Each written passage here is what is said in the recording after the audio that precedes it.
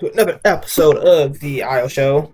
Uh, Today we're gonna figure out what lies we were told about dinosaurs, and to be honest, the only lie I can think about or a lie that couldn't be disproven for me, is the fact that all the dinosaurs got taken out by a meteor or volcanoes. I don't believe that because how? If the Earth is like this, it's 3D. How can one thing hit here and blow up here? So let's see.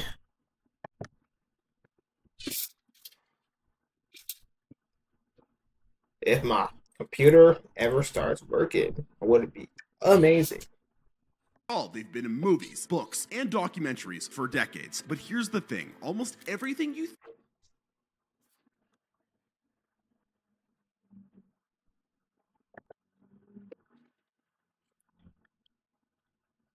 think you know about these prehistoric giants is wrong. And I'm not just talking about small details. I mean Talk to me. fundamental facts that completely change how we see these creatures. Take the most famous dinosaur myth of all. The T-Rex had useless arms. Those tiny arms could actually lift 400 pounds. That's right. Enough to think that's mind-blowing? Wait.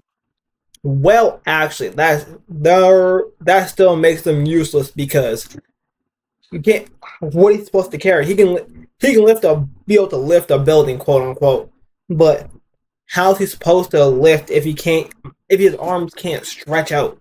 So that doesn't Let's matter. hear about the myth that fooled even scientists for over 100 That up. years. These are 15 dinosaur myths that you still believe that are absolutely false. If you love dinosaurs and want to learn more about them, make sure to like this video and subscribe. I ain't gonna lie, If you picture a dinosaurs fell dinosaur, off. You're probably imagining something the size of a house. But what if I told you that some dinosaurs were smaller than your pet cat? In fact, one of the most successful dinosaur species was no bigger than a chicken. And that's just where it starts to get really interesting. Here's the fun experiment. Ask any kid to draw a dinosaur, and chances are they'll sketch something massive. And who can blame them? We've all grown up with images of towering Brachiosaurus and building-sized T-Rexes. But here's the thing. Focusing only on the giants is like saying all modern mammals are elephant-sized. The truth is, dinosaurs came in an incredible range of sizes. While Argentinosaurus could reach lengths of 100.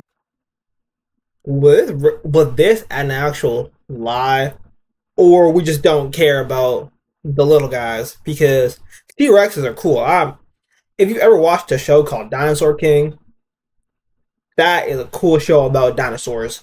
So doesn't really matter if they're big, small, if they're cool looking, and they're mythical creatures. So why do I care if they were a cat size? But 30 feet, that's longer than 3 school buses, by the way. Some of the most successful dinosaurs were downright tiny. Take the Compsognathus, for example. This little predator was only about the size of a turkey, but it dominated its ecosystem for millions of years. That's longer than humans have even existed, by the way. This thing lived longer than us. That's pretty impressive. These smaller dinosaurs weren't evolutionary dead ends or failed experiments from nature. They were incredibly successful, often outlasting their larger cousins. Think about it. When food became easy. scarce or environments changed, which would have better survival odds? Something that needed Something hundreds that's of pounds little. of food per day, or something that could get by on just a few insects? In fact, some scientists now believe that these smaller dinosaurs were actually the norm, not the exception. The giants that we're so familiar with might have been the unusual ones. Kind of like how elephants and giraffes are amazing, but definitely are not your typical mammals like your cow or your horse. But if you think dinosaur size will blow your mind, wait until you see how they actually move.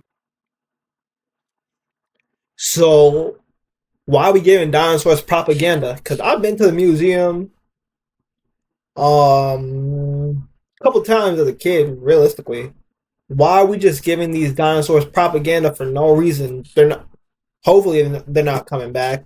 They're not. Hopefully, don't do what they did with the dire wolf and trying to make a T Rex come back.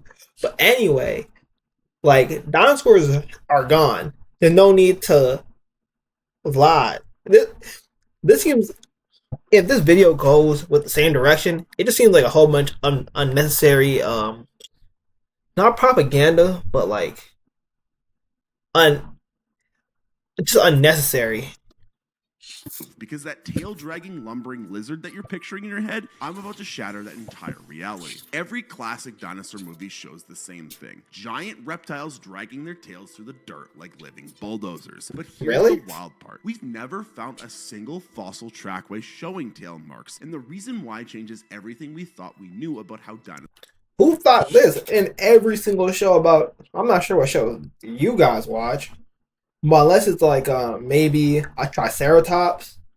No, Triceratops is no because they're not like lizards and alligators where it's like you feel me like they would like slither. They would stand like dogs.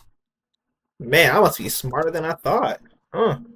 Dinosaurs move. You know the image of Brontosaurus plodding along, tail scraping the ground behind it? Turns out that's about as accurate as showing elephants crawling on their bellies. But don't feel bad. Even scientists got this one wrong for nearly a century. The breakthrough came when paleontologists started looking at dinosaur tails differently. They weren't just dead weight, they were precision engineered balance beams. Take the Velociraptor's tail. It was basically a carbon fiber rod made of specialized tendons and bones, held perfectly horizontal and stiff as a board. Why? Because it acted like a counterweight, letting them make sharp turns at high speeds without wiping out. But here's where things get even more interesting. Those giant sauropods, like the Diplodocus, their tails were basically biological bullets. The vertebrae in them got progressively smaller towards the tip, creating a natural whip structure that could actually break the sound barrier when snapped. Imagine being a predator and hearing a sonic boom from your Dang.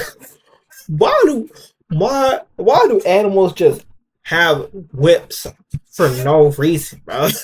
No, I get it. They're for protection, blah blah blah. But why whips? Not why not the thing where it's like the wrecking ball tail. Why not just have that? intended prey. And the T-Rex, its tail was essentially a massive stabilizer, like a rudder on a ship, helping it pivot and turn despite its massive head. Without that perfectly balanced tail, it would have face blended every time it tried to chase something. The evidence is literally set in stone. Fossil trackways from all over the world show footprints with no tail marks between them. These weren't clumsy lizards. They were more like Olympic gymnasts. How are you finding that, by the way? Balance and explosive movement. Speaking of movement, forget every Not gonna lie, with the more information I'm hearing and from what I just saw, I have a genuine question. Dinosaurs were alive, let's say 20 plus million years ago. How do we have their footprint marks? Unless you're gonna say something like, "Oh, it was stuck in clay." The world probably got hot. There was rain. Why are their tracks still there? I don't know. Sounds suspicious. everything you thought you knew about dinosaur speed. Because that scene in Jurassic Park where the T-Rex catches up to the Jeep, turns out that wasn't Hollywood exaggeration, because some dinosaurs were even faster. Yeah, Hollywood actually had to slow the dinosaur down because the real... Hold on. School this. Dinosaur King Ace. Blah blah blah blah. And number one. Blah blah blah blah blah blah blah. What is Eighth and Dinosaur King? Uh. Anyway, this dinosaur is fast.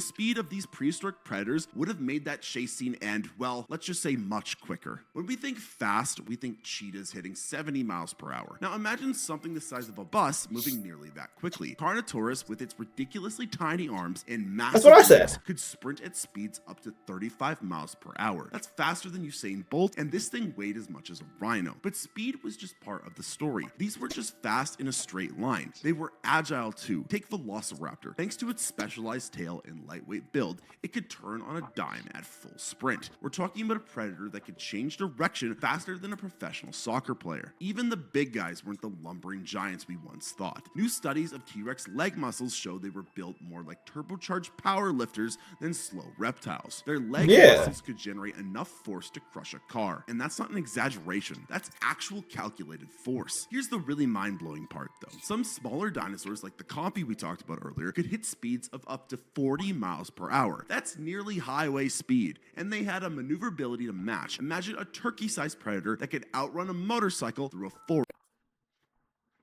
I don't know lie, I'm glad these things are dead, bro. But like, if they were still alive, right? If a dinosaurs were still alive roaming the earth, and we were here too, would we have to make cars faster? Would that improve technology to where, like, you know what I'm saying? Because dinosaurs would obviously live in Australia, where all the random creatures of the earth go to live for some reason, or Africa, right? Wouldn't we need to make cars a whole lot faster? Because I'm pretty sure a car can compete with a cheetah. Like, feel me? Would like we have to make things faster, and would car brands be called like T Rex instead of Jaguar? Mm. Forest. But the best evidence, fossilized trackways showing dinosaurs in full sprint. We can actually calculate their speed and the How? spacing of their footprints. And let me tell you, these weren't just casual strolls. They were full-on Olympic sprints that would leave modern animals in the dust. But if you think their speed is impressive, wait until you hear about when they actually lived. Because the classic image of cavemen fighting dinosaurs, the real timeline is going to make your head spin. If you've ever seen a movie showing cavemen battling the T-Rex, I've got some No, I thought. those humans missed the dinosaurs by about 65 million years. That's not just a small gap. Yeah, I thought that was the whole point. Who? What is your American man? Y'all Americans got it bad. Cause I'm over here thinking like this is obvious that humans and dinosaurs didn't live at the same time. Maybe humans lived with like Ice Age during like the mammoth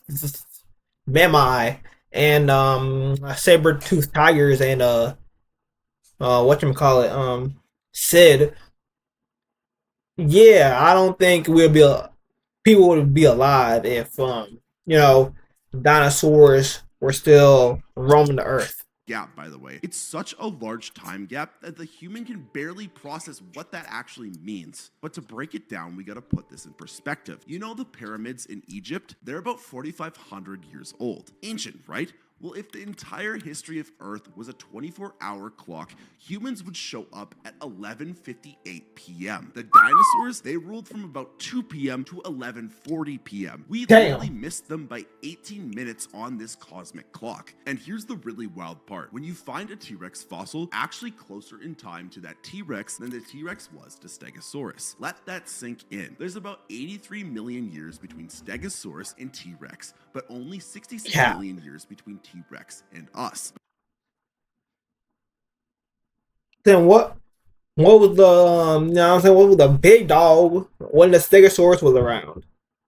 Or did the Stegosauri die and then but there were still T Rexes left?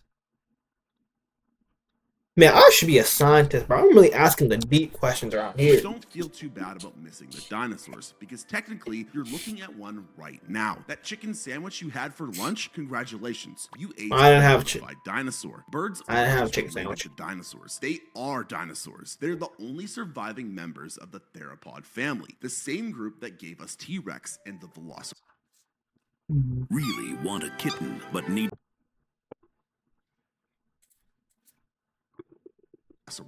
The evidence is literally So you're telling me that black people love T Rexes?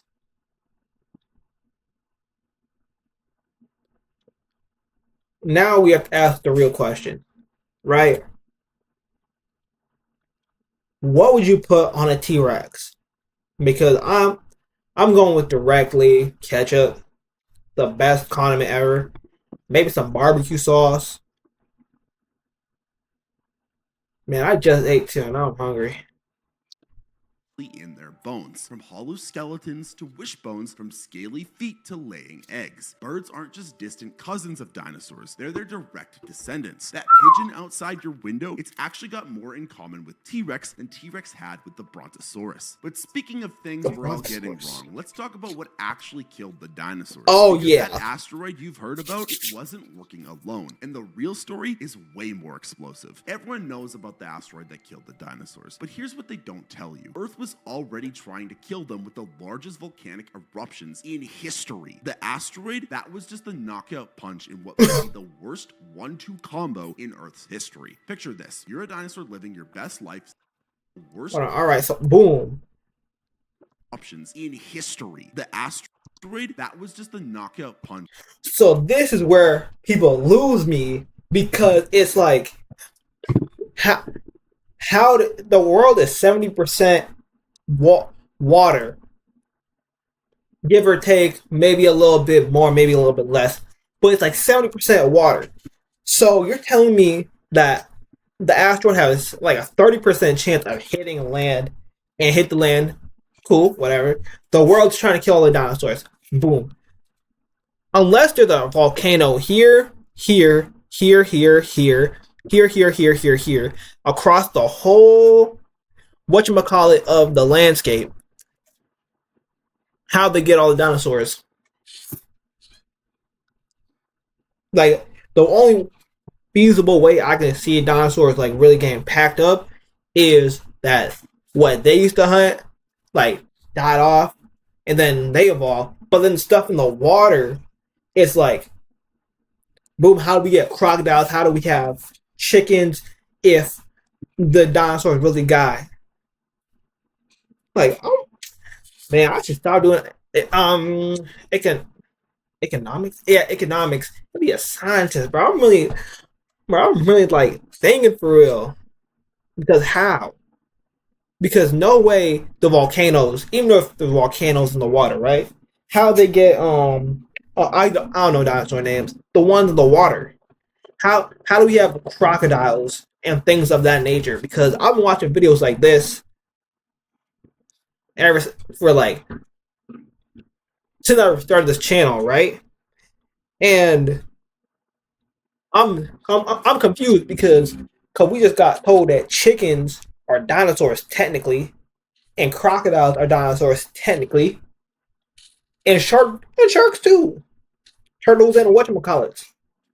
How did the asteroid and volcanoes get them?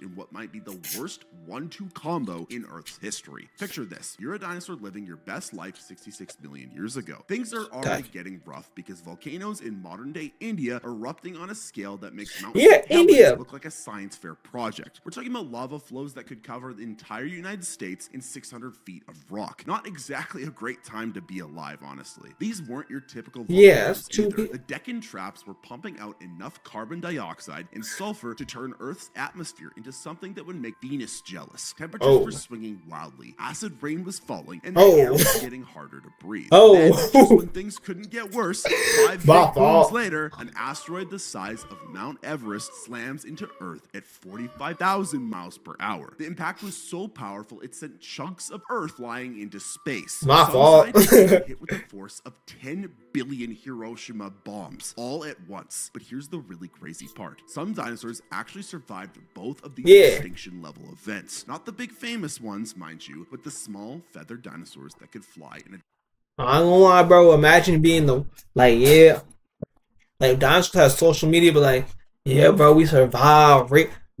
They gonna take them more than an asteroid and kill us. Bird squad up. The T-Rex thought they were all tough, you know, big and jump. Man, forget all that, man. It be the birds, we fly. They dead, we fly. You know what I'm saying?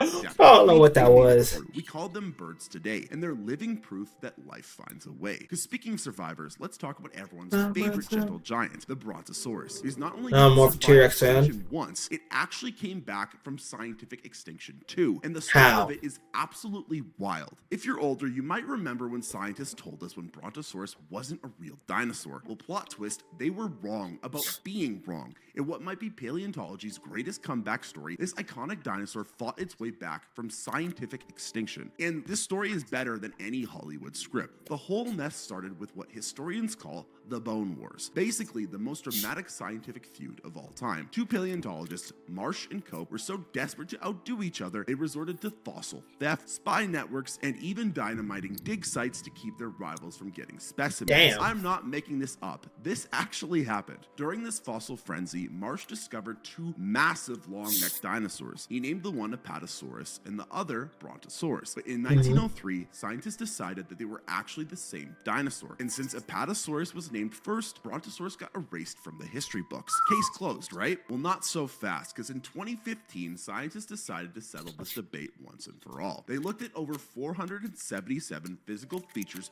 across 81 different dinosaur specimens. That's like doing a DNA test on an entire family tree. Turns out Brontosaurus was different enough to deserve its own name. After all, the differences might seem small to us. Slightly different neck vertebrae, unique hip structure, but in dinosaur terms, these were major distinctions. It's like telling the difference between a lion and a tiger.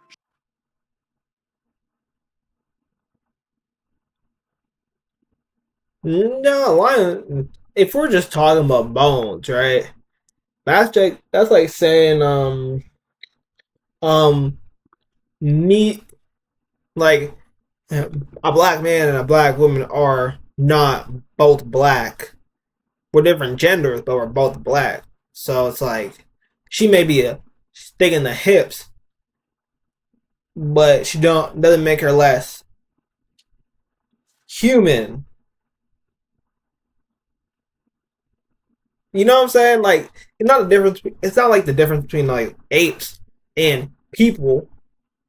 It sounds like the difference between someone who's a little thicker on like the thighs and got a thick neck, who's different from someone who's more skinny. So, man, Sure, they look similar, but they're definitely not the same animal. After more than a century of scientific exile, Brontosaurus is back on the books. Not bad for a dinosaur that supposedly never existed. But speaking of things we got wrong about dinosaurs, let's talk about their blood. Because that whole cold-blooded reptile thing, well, new evidence suggests dinosaurs had more in common with birds than lizards, and it completely changes how we see them. Imagine being told that everything you know about dinosaur biology is wrong. Well, that's exactly what happened when scientists examined dinosaur bones under a microscope, because these cold-blooded reptiles had something in their bones that only shows up in one type of modern animal. Tide Oxymax Power Pods, Warm-blooded birds. boom, random intrusive thought. It has nothing to do with this part of the video, but just has something to do with science in general. I think they should have like dumb people to come in and ask questions. You feel me? Like if y'all know Zeus and Bilu and how they do their science, like they really asking like dumb good questions. Like imagine there were people like that on a scientist team asking them like why did this work, why does that work, instead of people who actually like went to school, got educated, and just are naturally curious about things they know. Just get some like someone who dropped out like high school about stuff, and there's someone done like me. I'm really thinking right now because my whole spiel about how an asteroid was able to like, you know what I'm saying, get the whole Earth, what had them thinking like, how did an asteroid manage to, let's say, hit the U.S. and affect Australia? Like, you feel what I'm saying? That would have. For years, we pictured dinosaurs as oversized lizards, basking in the sun to look like modern reptiles. It makes sense, right? Big, scaly, reptilian-looking creatures must be cold-blooded. But here's where science throws us the curveball. Dinosaur bones tell a completely different story. See these tiny channels running through the bone? They're called haversian canals, and they're like tiny blood vessel highways. Modern cold-blooded animals have very few of these, but dinosaur bones, they're packed with them, just like modern birds and mammals. This isn't just a cool fact, it's a smoking gun. Think about what this means. A warm-blooded T-Rex wouldn't need to wait for the sun to heat up before hunting. It could chase prey at night, in the rain, even in cooler temperatures. Suddenly, these predators become even more terrifying. They were basically running their own internal furnaces 24/7. But it gets better. Some dinosaurs might have even been warmer than modern mammals. Scientists found evidence that some sauropods ran hotter than a bird's body temperature. I'm not gonna lie. Could it just be that they were getting cooked alive? hear me out. Hear me out. Because we just heard that they just got essentially double teamed by the Earth and space. So we can only assume that they kind of got burned a little bit, and doesn't make them less reptiles because it's like you feel what I'm saying. Like just because a woolly mammoth had hair and elephants don't, does not make them not the same thing. If they're already not, if they are the same thing, you feel what I'm saying? That's where my head's at. Walking furnaces that could heat up a room just by standing in it. And those feathers we keep finding on dinosaur fossils, they weren't just for show, they were insulation, helping these warm-blooded creatures maintain their supercharged metabolism. I still don't believe all that. But it's way more prehistoric. But if you think warm blood was dinosaurs' only surprising feature, wait until you hear about their skin, because those scaly monsters that you're picturing, many of them were actually covered in something that would make them look like giant chickens. If Jurassic Park was scientifically accurate, those velociraptors would have looked like murderous turkeys than giant lizards. And T-Rex, picture the most terrifying chicken you've ever seen, but the size of a bull. I don't believe it. Well, actually, if per se, let's take the Earth as it is, right? As it is now, and replace every single bit of human civilization with dinosaurs. In Canada, where I'm at, there are 4 seasons, and I would assume, because I don't know anything about dinosaurs, let's say they don't hibernate. Some of them don't hibernate, so I guess it's possible that dinosaurs would have to like grow, develop feathers to survive during winter. I guess.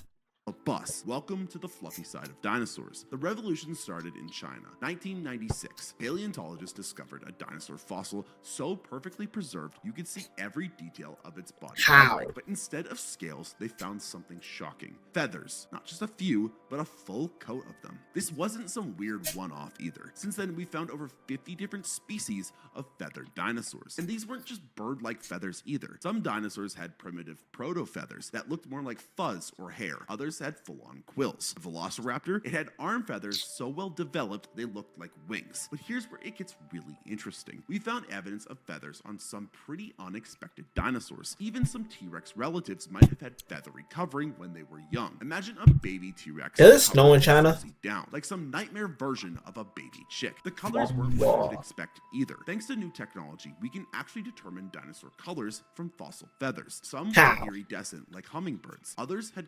I ain't gonna lie, bro. If someone told me that they didn't believe dinosaurs are real, I would look at them crazy. But after watching this video, it's like, it makes sense why you wouldn't believe they're real. Because what do you mean you can figure out the dinosaur's color from its feathers? Huh?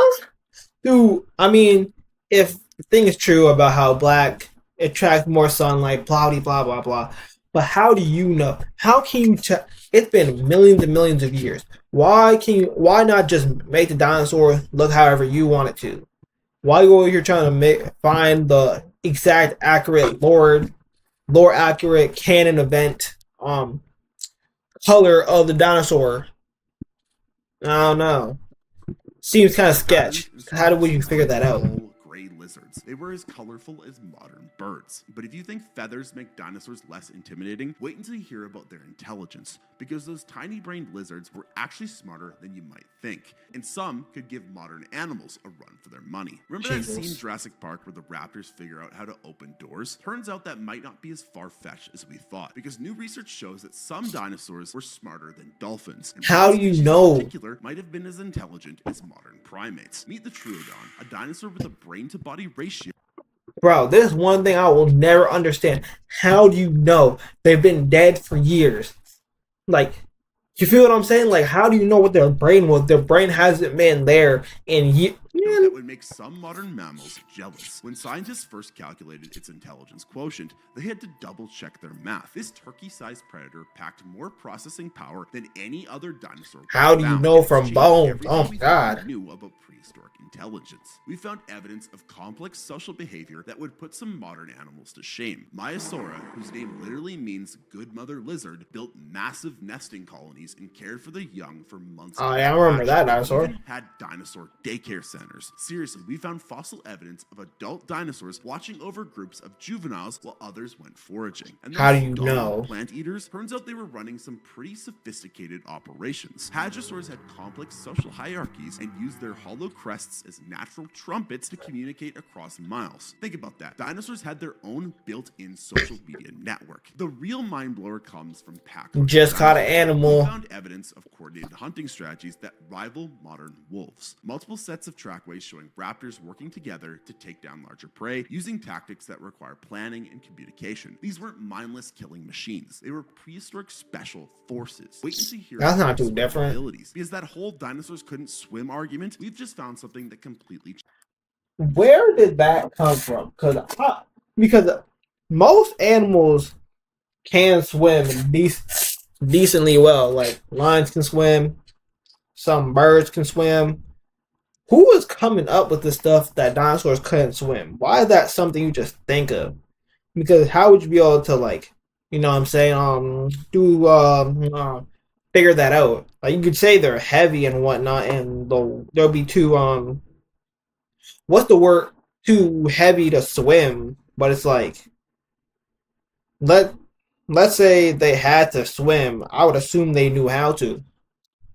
Changes the game. Imagine a 50-foot predator that hunted like a crocodile but could chase you on land like a T-Rex. Meet the Spinosaurus, the first confirmed swimming dinosaur. And the story of how do you know? Its aquatic lifestyle reads like a Hollywood thriller. The story starts with a German paleontologist in Egypt in 1912. He discovered the first Spinosaurus bones, shipped them to a museum in Munich, and then World War II happened. Allied bombing destroyed the specimens, and for decades, Spinosaurus remained a mystery. That's just the beginning. Fast forward to 2014, when scientists found something bizarre in the Moroccan desert. Spinosaurus bones with dense walls, like those in modern penguin bones. Why would a dinosaur need heavy bones?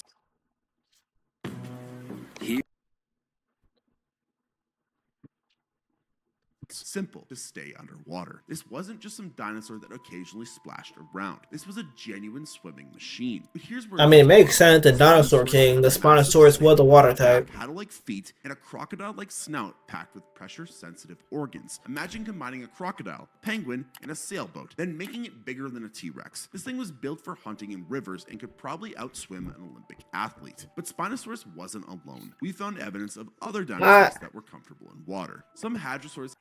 I ain't gonna lie, he's comparing these animals to people too much, because it's like, we know we're not top dogs for real. We're the top dogs because we got the chopper, but we ain't top dogs for real.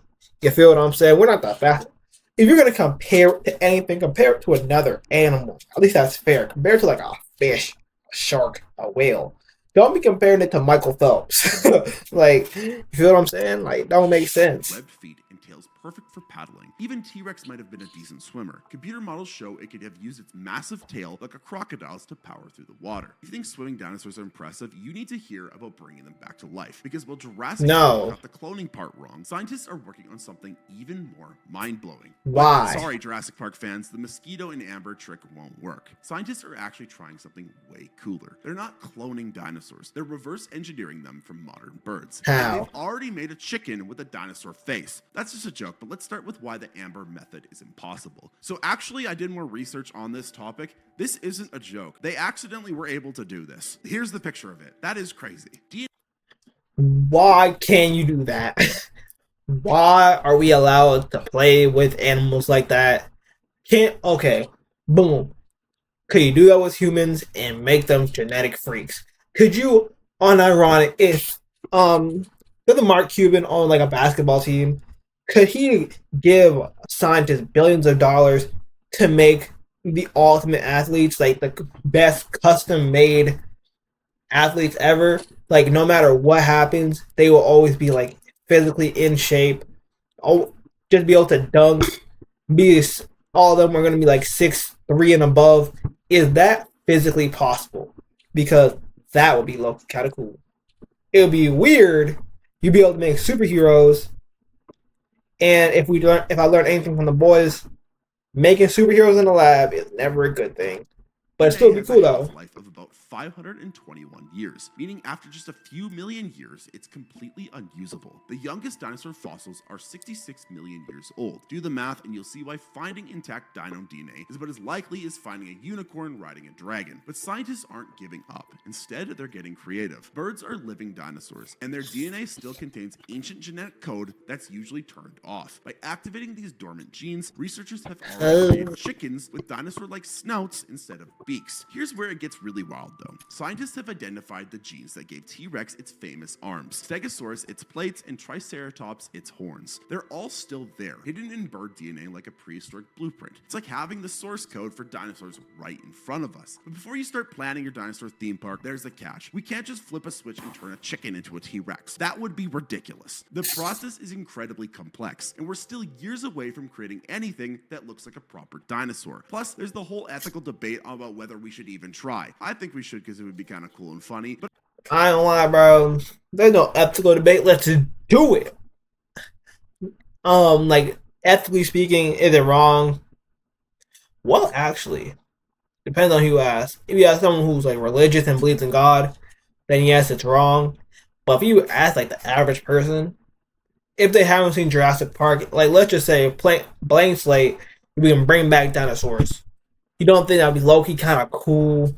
You feel me? Not like a T-Rex, but like the chicken dinosaurs. I mean, T-Rex are chicken dinosaurs, but you know what I'm saying? Like that'd be kind of cool. But I can see why you wouldn't want dinosaurs alive again. Speaking of the T-Rex though, let's talk about those famous tiny arms, because new research shows they weren't just useless appendages. They were actually powerful enough to bench press a car. And why do you just know that? This legendary predator. Everyone loves to laugh at the T-Rex's apparently puny arms. But here's the thing, they weren't puny at all. Each arm was about 3 feet long and packed with enough muscle to put a bodybuilder to shame. We're talking about biceps bigger than your torso, connected to bones thicker than a professional wrestler's leg. But why would evolution give T-Rex such powerful arms while making them so short? Turns out it's all about specialization. Just like humans in their careers and mine for eating too much Kraft dinner, think of them like nature's version of brass knuckles. They weren't for reaching, they were for close combat damage. When you've got a bite force that can crush a car, you don't need long arms. You need strong ones. Here's where it gets really interesting though. Those arms had another trick up their sleeve. They could rotate almost 360 degrees, like a Why? wrench. Combined with their massive strength, that means T-Rex could grab prey and twist with enough force to rip off chunks of meat. Not so useless now, right? Recent studies of T-Rex arm bones show they were covered in deep muscle scars, meaning these arms saw serious action. Scientists now think they might have been crucial for something we never considered. Whoa, hey, yo, Paul. Powerful arms could have helped T-Rex hold on to their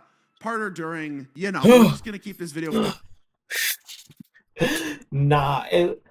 Bro, that better be scientifically true, or you're just making up headcanon and just giving people ideas for never mind. Family friendly, but you get the idea of what I'm talking about. But if you think the T-Rex arms are misunderstood, wait until you hear about the Stegosaurus's brains. Because that whole second brain thing you've probably heard about, the truth is even stranger. For years, scientists thought Stegosaurus had a second brain in its butt. Yes, you heard that right. And while that turned out to be wrong, the real story is even more fascinating. It was in his meat. What we actually found changes everything we know about dinosaur survival. Picture this, you're a paleontologist in the 1800s staring at a Stegosaurus skeleton. You've got this massive animal with a brain the size of a hot dog, but there's this weird cavity near its hips that looks suspiciously like a second brain case. Naturally, you think, aha, 2 brains, makes sense, right? 1 brain for the blood, 1 for the butt. Every other animal has that, right? But here's where modern science drops a plot twist. That second brain wasn't a brain at all. It was something called a glycogen body. Modern birds have them too, and they're basically biological battery packs that store energy for when times get tough. That glycogen body might have been what helped Stegosaurus survive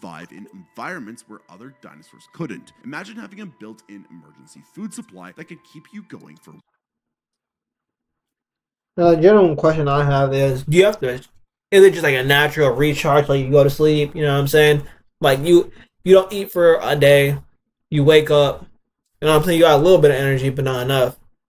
And you already used your thing 2 days ago, now Like, does it recharge by itself, or do you need like food and sleep to get it back? Weeks. It's like carrying around a backup generator in your spine. And the location wasn't random either. Having this energy storage near its hips meant Stegosaurus could power those massive leg muscles and that famous tail weapon, the Thagomizer. Yes, that's its real scientific name, and yes, it was named Damn. after a Far Side cartoon. Sometimes science has a sense of humor, even if it's terrifying. But speaking of weapons, let's talk about its defenses, because the plates on the Stegosaurus's back, they weren't just for show. They were high-tech temperature regulators that gave it a serious survival advantage. For years, everyone assumed those massive back plates were shields. I mean, they look like armor, right? But here's the thing. They were too thin and brittle to stop an attack. What they were actually packed with was something much more interesting. Blood vessels. Lots of them. We're talking about a network so dense it would make your circulatory system look simple. These plates were basically prehistoric radiators. When Stegosaurus needed to cool down, it could pump blood into these plates, where the large surface area would help release heat. Just like your car's radiator. Need to warm up? Just angle those plates towards the sun like solar panels. It's the same principle that helps elephants use their ears to regulate their temperature. But here's that's tough still. Really clever. The plates weren't just for temperature control. They could also flush with blood to create a dramatic display. Imagine a Stegosaurus turning its plates bright red to intimidate rivals or attract mates. It's like having built-in warning lights and air conditioning. It's basically the earliest version of a Ford F-150, except far more deadly. Scientists confirmed this by looking at the plate's internal structure using CT scans. They found channels that could have only been for blood vessels, and the arrangement was perfect for rapid temperature changes. This wasn't just some passive defense system, it was an active part of Stegosaurus' survival toolkit. But if you think that's impressive, wait until you hear about Dinosaur. I don't know why nature's crazy. How do you get they get taught how to use it, or is it just like an instinct thing? Like I don't know. Like or anyway, do they get taught how to use it, or it's like just instinctual, like adrenaline? Like if you get caught, like you get chased by a T-Rex and you just need a little bit of need to scare it off. It just kind of, your heart starts racing, your blood goes to your scales or whatever. Extinction, because everything you've been told about their disappearance being a failure of evolution, yeah, that's completely wrong. And the truth is gonna blow your mind. I am so sick of everyone thinking that dinosaurs were evolutionary failures. They ruled Earth for 165 million years. Humans, we've been around for about 300,000 years. That means dinosaurs dominated the planet 550 times longer than we have. Dinosaurs didn't just survive, they thrived. They evolved into everything from tiny feathered predators to the largest land animals that have ever lived. But here's the real mind bender. Dinosaurs are still here. Every time you see a bird, you're looking at a living dinosaur. That pigeon outside your window, it's got more dinosaur DNA than some dinosaurs had with each other. Bro, that must suck, bro. That's like finding out your ancestor was like the biggest, baddest person on Earth, and then you're like small and frail and get picked on at school. It's like, damn, like what happened to all my genetics? You feel what I'm saying? Like, dang, that would suck. And like, birds just get cooked nowadays. Like, literally speaking, I just had a chicken pot pie. Bro, that's actually wild. Birds aren't just the descendants of dinosaurs. They are dinosaurs, just as much as T-Rex or Velociraptor. Talk about successful. Yeah. There are about 10,000 species of birds alive today. That's more species than all mammals combined. So not only did dinosaurs survive the asteroid impact, they're currently winning the diversity game. Not bad for a group that's supposedly extinct. The only reason we think of dinosaurs as failures is because we focus on the ones that didn't make it. That's like saying mammals are failures because saber-toothed cats went extinct. The truth is, dinosaurs were so successful, even a giant space rock couldn't completely wipe them out. So next time someone tells you dinosaurs were evolutionary dead ends, remind them that they're probably wrong about that too. Because if there's one thing we've learned from these 15 myths, it's that dinosaurs were way more impressive than we ever imagined. Well, that is the end of the video. If you learned something cool, and yeah, I ain't gonna lie. For the first couple ones, I low-key questioned the American school system. Because how did you guys not think that the dinosaurs were able to keep their tails up and not just drag them on the floor? And to end the video off, I'm still not convinced that the dinosaurs we see or the real ones. Because how are you? I don't care what they say about. Oh yeah, the dinosaur bones were crusted over millions of years. I don't believe it that much to where you're finding footprints of dinosaurs. All right. Well, that is the end of the video.